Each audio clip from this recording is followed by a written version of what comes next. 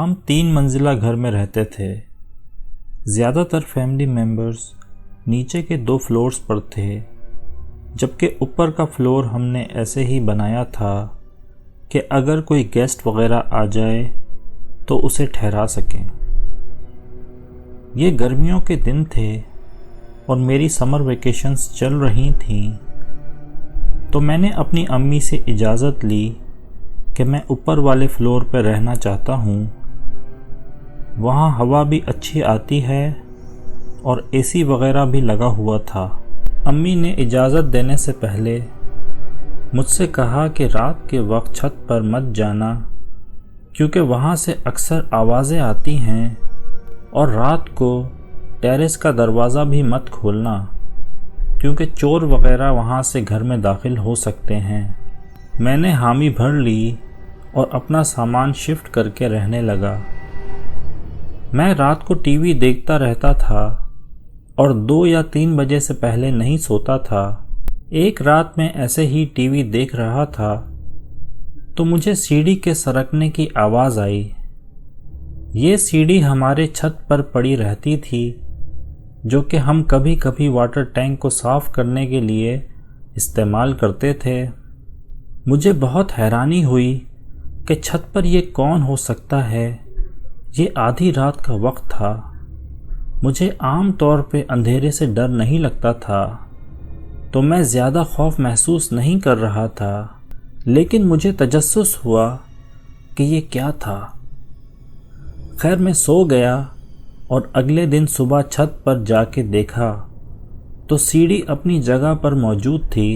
خیر میں نے اس بات کو گھر میں کسی کو نہیں بتایا اور اپنا وہم سمجھ کر بھول گیا۔ پھر اسی رات 2 بجے جب میں اپنے روم میں ٹی وی دیکھ رہا تھا تو مجھے پھر سے سیڑھی کے آہستہ سے سرکنے کی آواز آئی۔ میں نے ٹی وی کو میوٹ پہ کیا اور کھڑکی پر کان لگا کر سننے کی کوشش کی۔ غور سے سننے پر صاف محسوس ہوا کہ کوئی اوپر ہے جو سیڑھی کو آہستہ سے سرکا رہا ہے۔ مجھے لگا کہ اگر میں اس وقت چھت پر گیا اور اگر کوئی چور وغیرہ ہوا تو کہیں مجھے نقصان نہ ہو۔ میں اپنے بستر پہ آ گیا اور وہ آواز بھی کچھ منٹوں میں آنا بند ہو گئی۔ اب میں بستر پر لیٹا یہ پلان بناتا رہا کہ کیسے پتہ کروں کہ یہ آواز روز رات کو چھت پر سے کیوں آتی ہے، اور میں نے ایک پلان بنایا کہ کیونکہ یہ آواز رات کو 2 بجے کے آس پاس آتی ہے تو کیوں نہ میں چھت پر بنے واش روم میں جا کے چھپ جاؤں اور دیکھوں کہ یہ کیا ہے، کیونکہ واش روم میں ڈور ہے اور اندر سے لاک بھی ہوتا ہے، تو اگر کچھ گڑبڑ ہوئی تو میں محفوظ رہوں گا۔ مجھے نہیں پتا تھا کہ یہ میری زندگی کا سب سے خوفناک پلان ہونے والا تھا۔ اگلے دن میں اٹھا اور صبح چھت پر جا کر ایک جائزہ لیا تو مجھے پھر وہ سیڑھی اپنی جگہ پر ملی۔ خیر اب میرا تجسس بڑھتا جا رہا تھا۔ مجھے کسی بھی حال میں پتہ لگانا تھا کہ یہ کیا ہو رہا ہے، کیسے کوئی رات کو 3 منزلہ بلڈنگ کی چھت پر آتا ہے اور تھوڑی دیر میں وہاں سے چلے جاتا ہے۔ خیر رات کا وقت آ گیا۔ میں تقریباً 11 بجے ہی اوپر چھت پر چلا گیا۔ میں نے چھت پر لائٹس آن کر کے دیکھا، ہر چیز صحیح سلامت اپنی جگہ پر پڑی تھی۔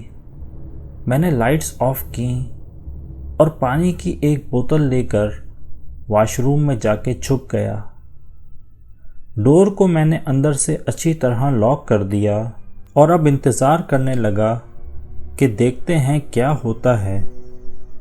یہ میرے لیے ایک ایڈونچر تھا اور میرے اندر کا جاسوس بھی یہی کہہ رہا تھا کہ مجھے پتہ لگانا چاہیے۔ واش روم میں ایک چھوٹی کھڑکی تھی جس میں ایگزاسٹ فین لگا ہوا تھا، وہاں سے چھت کا نظارہ بخوبی لیا جا سکتا تھا۔ اب میں نے اپنی نگاہیں اس سیڑھی پر مرکوز کر لیں، کیونکہ مجھے معلوم تھا کہ یہ جو کوئی بھی ہے وہ سیڑھی کے ساتھ ضرور کچھ نہ کچھ کرتا ہے۔ رات کے 2 بجنے کا وقت آ گیا اور باہر ایک دم خاموشی تھی۔ چاند بھی تقریباً آدھا آسمان میں موجود تھا، جس کی وجہ سے تھوڑی تھوڑی چھت پر روشنی ہو رہی تھی۔ اور پھر وہی ہوا۔ تقریباً 2:20 پر میں نے دیکھا کہ سفید کپڑے پہنے ہوئے ایک آدمی نمودار ہوا۔ مجھے نہیں پتا کہ وہ آسمان سے نیچے اترا یا بلڈنگ چڑھ کر آ گیا۔ وہ اچانک سے ہی نمودار ہوا۔ اس کی شکل بھی سفید تھی اور لباس بھی ایک دم سفید تھا۔ اب وہ آہستہ آہستہ چلتے ہوئے سیڑھی کی طرف بڑھا۔ مجھے بہت خوف محسوس ہونے لگا۔ مجھے نہیں پتا تھا کہ میری حالت ایک دم خراب ہونا شروع ہو جائے گی۔ میں پسینے میں بھیگا ہوا تھا اور دل کی دھڑکن بھی تیز تھی۔ میں نے ڈرتے ہوئے مزید دیکھنا چاہا کہ آگے کیا ہوتا ہے۔ اس نے آہستہ سے سیڑھی اٹھائی اور جہاں پانی کا ٹینک لگا ہوا تھا وہاں دیوار کے ساتھ لگا دی اور آہستہ سے اوپر چڑھنے لگا۔ جب وہ واٹر ٹینک تک پہنچا تو وہاں 2 منٹ تک کھڑا رہا اور اس کے بعد آہستہ آہستہ سے نیچے اترا اور سیڑھی کو واپس اپنی جگہ پر رکھا اور آہستہ سے چلتے ہوئے چھت کی دوسری طرف جانے لگا۔ ابھی میں یہ سوچ کے خوش ہو ہی رہا تھا کہ جان بچی کہ وہ ایک دم راستے میں رک گیا۔ میری دھڑکن پھر تیز ہو گئی۔ سوچنے لگا کہ یہ رک کیوں گیا ہے اور پھر وہ مڑا اور واش روم کی طرف دیکھنے لگا، جیسے اسے معلوم ہو گیا ہو کہ میں اندر ہوں۔ اب وہ آہستہ سے میری طرف بڑھنے لگا۔ میں سہم گیا، سمجھ نہیں آیا کہ کیا کروں۔ مجھے لگا کہ اگر وہ یہاں تک پہنچ گیا تو مجھے نقصان پہنچا سکتا ہے، اور جو چھت پر آ سکتا ہے وہ واش روم میں بھی گھس سکتا ہے۔ واش روم ہمارے گھر کی سیڑھیوں سے بہت قریب تھا۔ صرف ڈور کھول کے 3 سیکنڈ میں سیڑھی تک پہنچ سکتا تھا اور نیچے بھاگ سکتا تھا۔ میں نے سوچا جو ہوگا دیکھا جائے گا۔ اس سے پہلے کہ وہ میرے زیادہ قریب آتا، میں نے زور سے دروازہ کھولا اور چیختا ہوا بھاگنے لگا۔ میں نے بھاگتے ہوئے ایک بار اس کی شکل کی طرف دیکھا۔ اس کی آنکھیں اور چہرہ دونوں ہی سفید تھے۔ وہ مجھے بھاگتا ہوا دیکھ کر اپنی جگہ پر رک گیا اور میں زور سے چیختا ہوا سیڑھی سے نیچے بھاگنے لگا۔ میں اپنے فلور پر آ گیا اور فلور کا ڈور بند کر دیا۔ اپنے روم میں آیا اور آ کے نیچے امی کو فون ملایا اور انہیں ساری کہانی بتائی۔ سب گھر والے میرے روم میں آ گئے اور پھر ہم سب نے مل کر اوپر چھت پر جا کر دیکھنا چاہا۔ ہم اوپر گئے اور وہاں کی لائٹس آن کر کے دیکھا تو وہاں کوئی بھی نہ تھا۔ میں نے انہیں بتایا کہ وہ جو کوئی بھی تھا وہ واٹر ٹینک کے پاس کافی دیر رکا رہا تھا۔ ہو نہ ہو کوئی نہ کوئی راز اس میں ضرور ہوگا۔ ابو نے کہا ابھی نہیں، بہتر ہے کہ صبح ہونے دو، میں مولوی صاحب کو بھی لے آؤں گا اور فجر کے بعد جا کے دیکھیں گے کیا معاملہ ہے۔ صبح ابو فجر پڑھ کر ایک مولوی کو لے کر آئے۔ اس وقت تک صبح ہو چکی تھی تو میں، میرے ابو اور مولوی صاحب تینوں اوپر ٹینک کے پاس گئے اور وہاں ٹینک کے نیچے ہمیں بہت ساری جانوروں کی ہڈیاں ملیں۔ مولوی صاحب نے ہمیں وہاں سے پیچھے ہٹنے کو کہا اور کچھ پڑھنے لگے۔ اس کے بعد انہوں نے کہا کہ ایک بڑی سی تھیلی لے کر آؤ۔ میں نیچے بھاگا اور کچن سے ایک بڑی تھیلی لے کے مولوی صاحب کو دی۔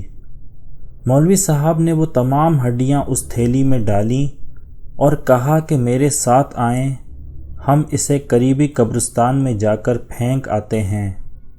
ہم سب قبرستان گئے اور وہ ہڈیاں پھینکیں اور واپس اپنے گھر کی چھت پر آئے۔ مولوی صاحب نے راستے میں اپنے گھر سے ایک پڑھی ہوئی پانی کی بوتل بھی ساتھ لے لی اور ہمارے گھر کی چھت پر آ کر چاروں طرف دیواروں پر اس کا چھڑکاؤ کیا۔ اور پھر نیچے آ کر بتایا کہ یہ جنات ہیں جو جانوروں کی ہڈیاں کھاتے ہیں۔ ہو نہ ہو یہ ایک جن تھا جو یہاں ہر روز رات کو ہڈیاں جمع کرنے آتا تھا، کیونکہ جب کبھی انہیں ہڈیاں نہ ملیں تو وہ اپنی جمع کی ہوئی ہڈیوں کو ہی کھاتے ہیں۔ عام طور پر یہ کسی سنسان جگہ پر ہڈیاں جمع کرتے ہیں، لیکن پہلی بار دیکھا ہے کہ یہ گھر کی چھت کے اوپر بھی ہڈیاں جمع کر رہے ہیں۔ انہوں نے مزید بتایا کہ یہ جنات بہت خطرناک ہوتے ہیں، شکر کیجئے کہ آپ کو کوئی نقصان نہیں ہوا۔ خیر میں نے اب دم کیا ہوا پانی چھت پر چھڑک دیا ہے اور مجھے اللہ کی رحمت سے امید ہے کہ آئندہ کوئی جن یہاں نہیں آ پائے گا۔ اور اس دن کے بعد وہ آواز آنا بند ہو گئی۔